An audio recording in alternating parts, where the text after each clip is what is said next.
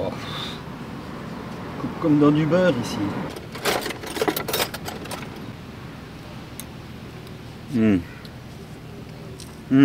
Salut et bienvenue dans cette nouvelle vidéo.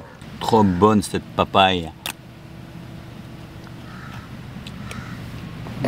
Bon, je t'avoue que là où je suis pas dans le plus beau des endroits. Comme tu peux voir, c'est un parking. Il y a quand même des poubelles. Là, il y a des espèces de lampadaires qui sont posés.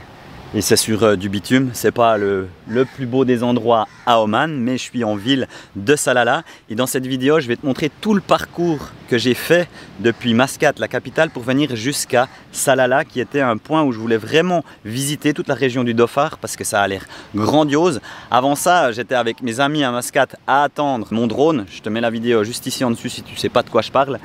C'est vrai qu'on a passé de chouettes moments. En même temps, à Oman, il y a tellement de choses à faire. Tu passes par exemple le matin à faire une via ferrata en pleine montagne et ensuite tu te retrouves à la mer à faire de la plongée, à pêcher, à manger ton poisson avec les potes autour d'un feu le soir. On a même eu la chance de voir du plancton lumineux. C'était incroyable. Mais de temps en temps, j'ai aussi besoin de partir à l'aventure, tu vois, parce que le long de ces 1000 km, je savais vraiment pas où j'allais m'arrêter, j'avais rien prévu et c'est ça que j'aime dans mon mode de vie. Moi je sais pas si tu me vois bien, bon l'important c'est que tu m'entendes. Donc actuellement je roule sur la plage, je sais pas si la marée elle descend ou elle monte, apparemment elle a l'air de monter. Connaissant Bourrin, faut pas qu'il tombe en panne là quoi, juste ça. Mais sinon de rouler comme ça sur la plage c'est vraiment fun. Le soleil il est déjà bien parti, là il y a la mer qui est en train de monter et j'aime bien. Là, je suis à Sugar Dune. Je ne sais pas si j'ai pris le bon chemin. J'ai encore beaucoup. Donc le point rouge, c'est où j'étais. Je dois aller jusqu'au point rose en bas là. Et j'y vais quoi. Mais là, ça fait déjà peut-être, je sais pas moi, 5-10 minutes que je roule à quand même 60 km/h sur une plage de nuit, tu vois. Il n'y a personne. C'est beau. Bon, je vais faire peut-être quelque chose de débile. Mais je vais aller faire des dunes dans la nuit. Mais je vais dégonfler les pneus avant.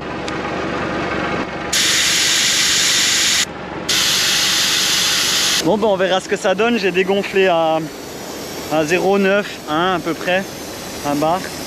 Et ce qu'il faut faire gaffe maintenant, c'est surtout la marée qui monte. Le reste après, en gros si je m'ensable comme un gros porc là-bas derrière, bon, au pire je reste là-bas derrière quoi. Mais il n'y a pas l'eau qui vient quoi. Ça fait peur quand tu descends à 0,9. En gros je t'explique, il y a une place où tu peux arriver depuis le nord et il y a une place où tu peux arriver depuis le sud. Depuis le sud c'est simple, depuis le nord c'est la merde.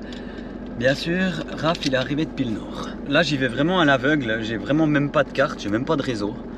Et il y a des traces par contre, donc je vais essayer de suivre ces traces. Et puis on verra quoi. Allez pour une petite session de nuit.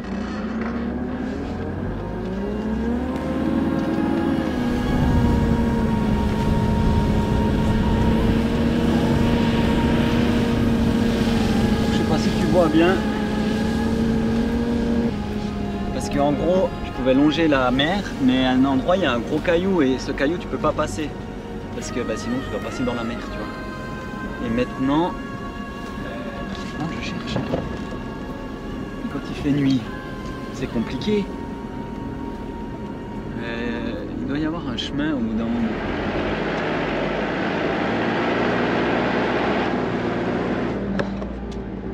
L'avantage c'est que le chemin il est bien tracé, donc tu peux guère te tromper.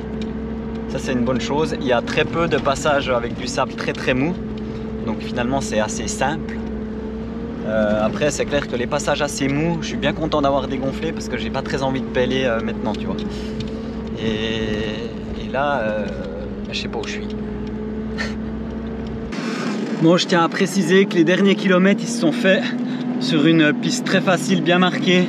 Et là je vais me poser un peu, je vais essayer de monter une dune. Putain je monte. Bah, je suis en haut de la dune là. Et je sais pas trop où me mettre. Genre faire de la dune la nuit là.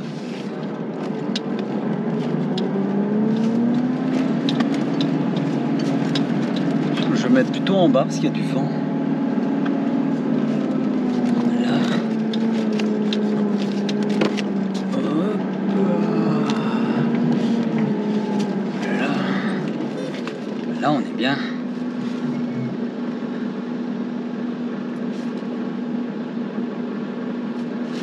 se mettre plat.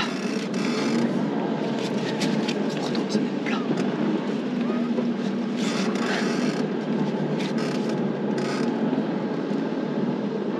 Là, je suis nickel. Il éclaire bien bourrin hein, la nuit.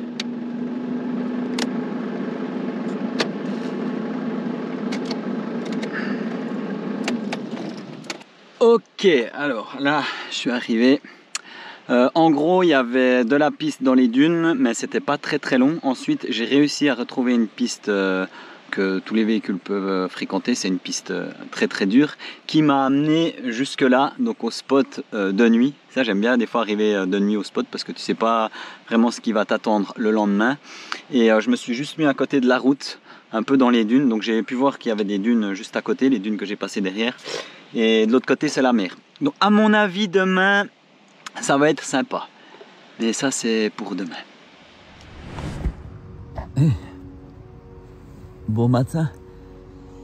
Et on va découvrir cet endroit ensemble.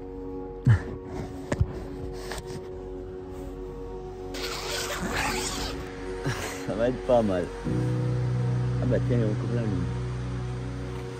Oh là là. Regarde-moi ça comme c'est beau.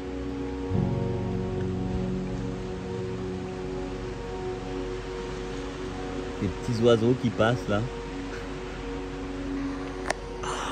Ah, j'adore.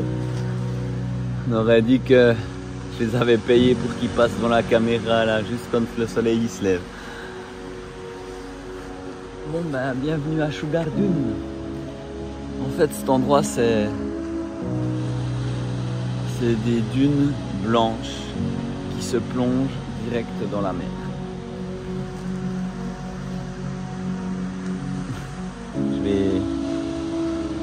Je vais sortir le drone parce que hier soir j'ai pensé à le prendre et je me dis que ça doit être pas mal la prise aérienne ici.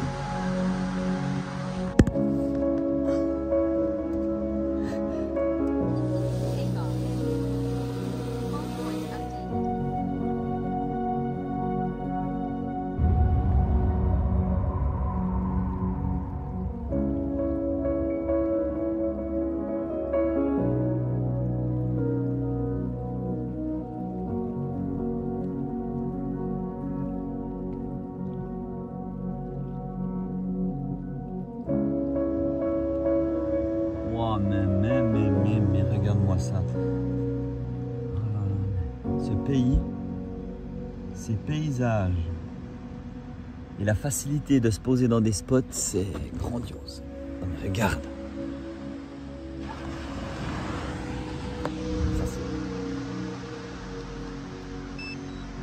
Ça c'est mon job. Je te montrer où je suis. C'est magnifique. Juste pour petite information, tu l'as peut-être pas remarqué dans la vidéo, mais en fait j'avais pris cette caméra, donc ma caméra principale pour le vlog, dans la tente en espérant te faire une belle image quand je me réveille ce matin et ça allait pas. Et ma batterie qu'il y avait dedans, elle a gonflé. Je sais pas si tu vois, je pense pas que tu vois, mais je pense que c'est dû à la chaleur. Ouais. Les appareils ici ils ramassent quand même. Hein. Mais bon, ça fait de belles images. Je sais pas toi, mais moi j'adore rouler. Ça me permet de me perdre pour mieux me retrouver. Et je pense que Oman c'était le pays parfait. Car sa beauté et ses paysages variés m'ont fasciné à chaque kilomètre. De Mascate, la capitale, à Salalah, où je me dirige, il y a plus de 1000 km de côte. Le charme de ce trajet, c'est que tu n'as aucune grande ville. Pas d'hôtel, pas de construction. Le pays est resté tel quel, comme si l'humain n'était presque pas passé ou alors l'aurait respecté. Ça fait du bien de rouler dans ces conditions, mais vaut mieux prendre son temps, car si tu es un peu observateur, il y a plein de choses à découvrir et certaines fois, les arrêts en une journée peuvent être assez nombreux. Petite coupure là, parce que je roulais et... Salut gars! Et je suis tombé sur ça au milieu de mon chemin. Mais, oh putain, mais c'est quoi ce bordel? C'est énorme! Non mais regarde-moi la taille du truc quoi! C'est un truc de baleine, ça. C'est énorme. Ça c'est du dauphin. Pour que tu te rendes compte, je vais me mettre à côté, tu vois. Tu vois un peu la taille. Tu regardes, hein. Alors je suis petit, ok, mais regarde le truc, quoi. Cochon.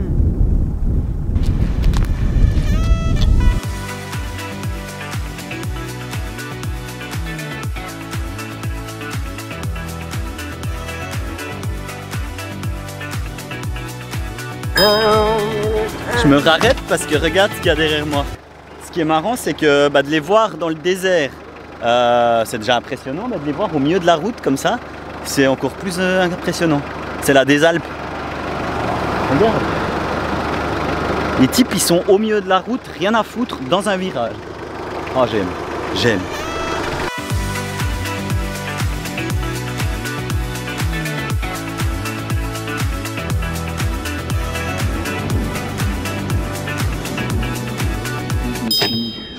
Je m'arrête parce que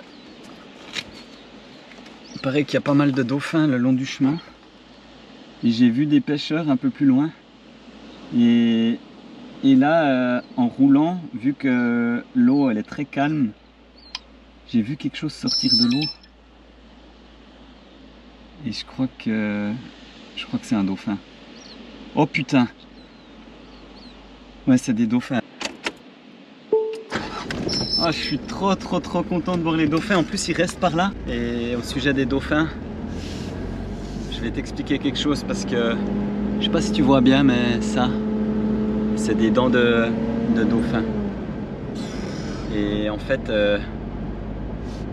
hier soir, je suis tombé sur un crâne de dauphin en marchant vers la plage et j'ai récupéré 2 dents et j'en ai fait un collier. Donc une dent pour moi et une dent pour ma fille. Et tu vois ma puce, cette dent elle est là, elle est sur un collier maintenant, mais quand on se retrouvera, eh ben, elles se sépareront pour être sur 2 colliers, mon petit cœur. Et ça va être une séparation pour pouvoir se retrouver. Je vois ça un peu comme ça. Et là j'arrive sur la plage où il y a les dauphins. Alors si je peux nager avec les dauphins, honnêtement, c'est... je crois qu'il n'y a pas de mots, quoi. En fait, j'avais vraiment envie de venir dans cette région et maintenant je sais pourquoi. J'avais aussi besoin d'être seul et c'est fou quand tout d'un coup ça m'arrive souvent dans la vie, mais là ça faisait longtemps que ça m'était plus arrivé. Il y a plein de choses qui se passent qui se passent en bien et ça fait du bien et ça fait plaisir. Et quand ça arrive, il faut le prendre.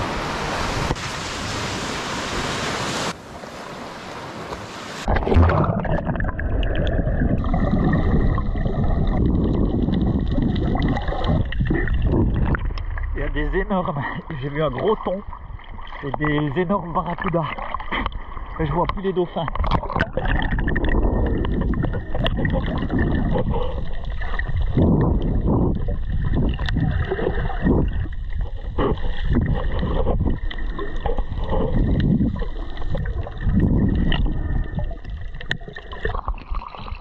Bon, malheureusement, je les ai vus au loin, mais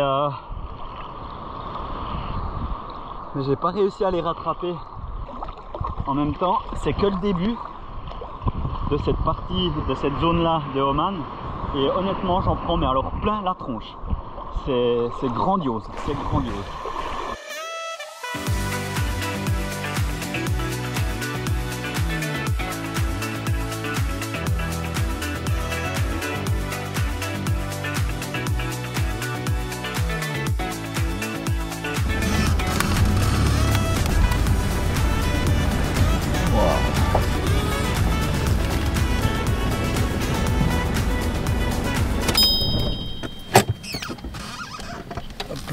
T'es tombé.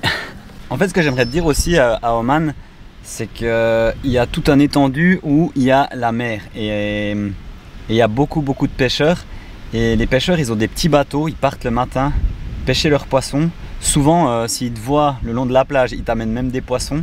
Et puis des fois, c'est assez impressionnant car quand tu vas dans des villages un peu retirés, Tu as des alignés de bateaux, mais à n'en pas finir. Et avec cette couleur d'eau turquoise, c'est grandiose. Et pour petite anecdote, il y a quelqu'un qui me disait qu'il y avait un pêcheur, une fois il était parti au large pêcher, ils étaient plusieurs, donc tu vois les bateaux, c'est pas des gros bateaux, et ils ont pris un requin-baleine dans le filet et ils ont dû tout couper parce qu'ils avaient peur de couler, parce qu'ils savaient pas nager. Donc c'est assez marrant parce que les types ils passent leur vie sur l'eau et ils savent pas nager pour la plupart. Ça doit être une source de stress constante, mais c'est magnifique. Pas le stress, hein, la plage et le paysage. À Oman, il y a souvent de la piste. Et les pistes, vu qu'il y a beaucoup de véhicules qui passent dessus, elles sont dures. Donc c'est pas des pistes où tu vas t'ensabler. Étant donné que là, en plus, je suis à une période sèche, il n'y a pas trop d'eau. Donc tu t'enfonces pas. Par contre, il y a énormément de tôle ondulée.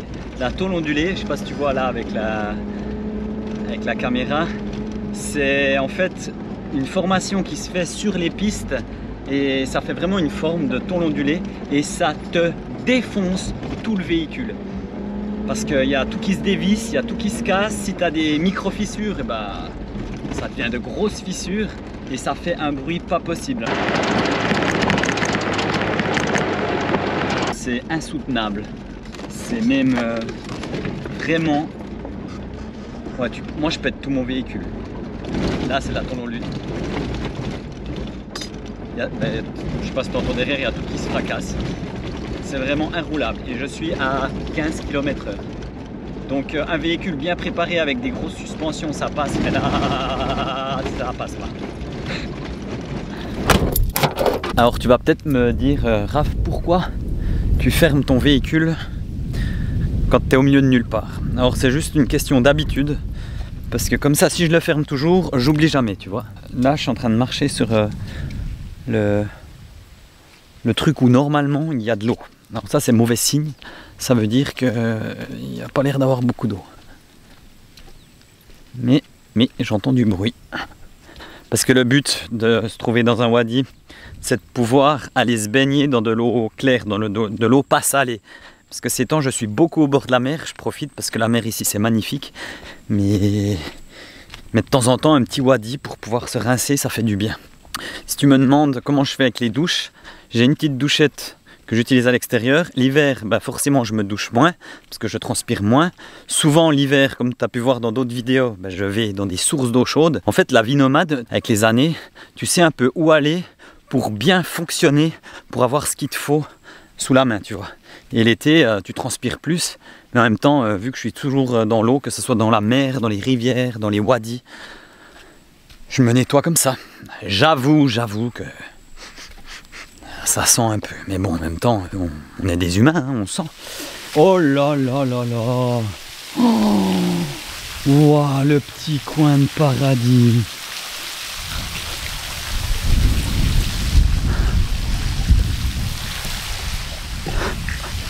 Oh là là là là. Regarde, alors, ce qui est beau, c'est que ici, en fait, il y a une bonne petite piste pour un 4x4 pour venir. Et regarde-moi ça. Non mais regarde-moi ça. Genre piscine quoi.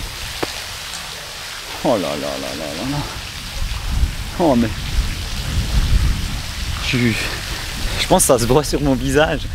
Je suis comme un dingue parce que je sais que je vais me foutre à poil là-dedans et puis je vais me laver quoi.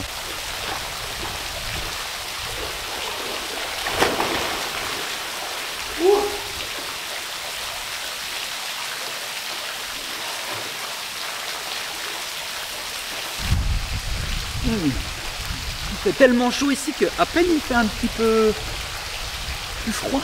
C'est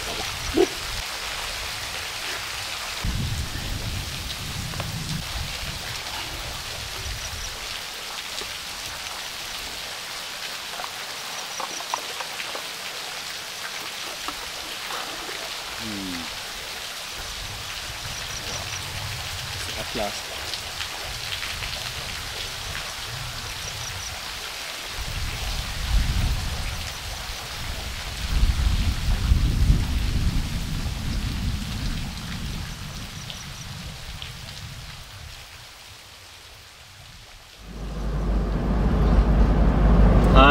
Là, j'arrive à Salalah. Et ce que je peux voir quand j'arrive ici, c'est qu'il y a énormément de palmiers, de bananiers. Ça pue les fruits à des kilomètres. Eh ben, voilà. Que demande le peuple. Je voulais dire, ça pue les fruits à des kilomètres à la ronde. Et là, je viens de passer, il y a des petits marchands le long de la route qui vendent noix de coco, apparemment des mangues, des bananes. Ben, on va s'arrêter. Hein. Oh, mais j'adore. Et il y a même le petit gars qui est déjà là. Bon, on va aller voir ce qui se passe. Et on va lui acheter un petit quelque chose, mais avant ça, on va mettre un t-shirt parce que on me dit des fois dans les vidéos RAF, dans ces pays, il faut pas être torse nu. Alors oui, c'est clair. Tu peux voir aussi que je suis souvent tout seul. Donc quand je suis tout seul, oui, je me mets torse nu et des fois même à poil. Et quand je suis dans les villes, bah, ou dans les endroits où il y a des personnes, comme là typiquement, je respecte et je mets un t-shirt. Ouais, je respecte, je mets un t-shirt, mais il faut pas exagérer, je reste pieds nus. Hello!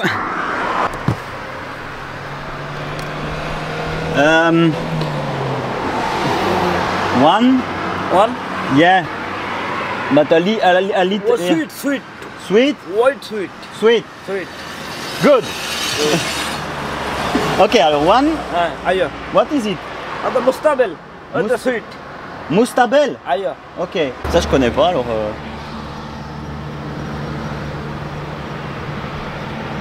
On va goûter.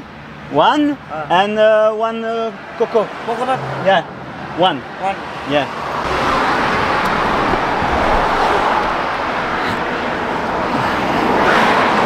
Là, ça va être parfait. Allez, se poser vers la plage avec ces trois petits fruits et puis c'est nickel. How much? One real. Real, ça fait environ, si je me trompe pas, 2,40 €. Allez, c'est reparti.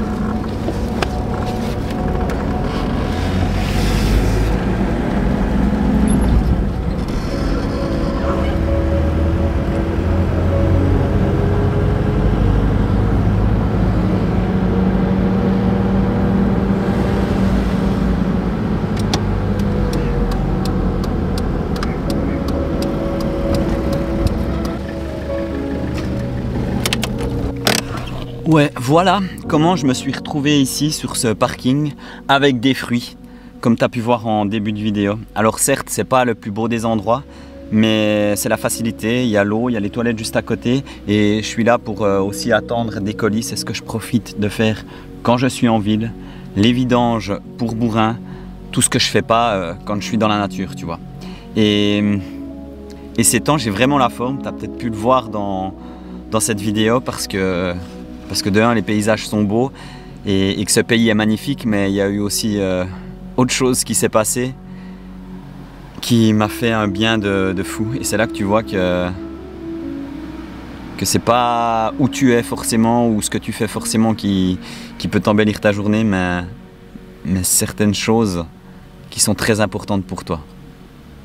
Ces derniers temps, j'ai eu des nouvelles de la puce et pour ça, je remercie la vie.